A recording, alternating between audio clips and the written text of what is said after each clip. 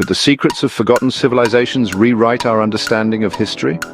Let's explore some intriguing possibilities. Imagine a time when towering pyramids touched the skies and intricate mechanisms rivaled modern-day tech.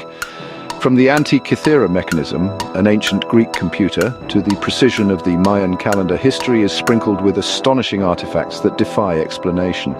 Take the Baghdad Battery, for instance, an artifact discovered in Iraq that dates back to the Parthian period, some 2,000 years ago. Could these clay jars with copper cylinders have been used to generate electricity? Or how about the Piri Reis map, a 16th century map that seems to depict Antarctica's coastline centuries before it was officially discovered? Experts have debated these mysteries for years.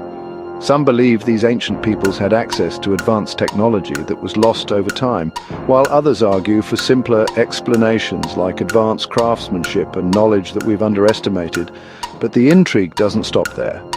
Consider the legend of Atlantis, a supposed utopian civilization that vanished without a trace. Did it really exist, or is it just a myth spun by Plato?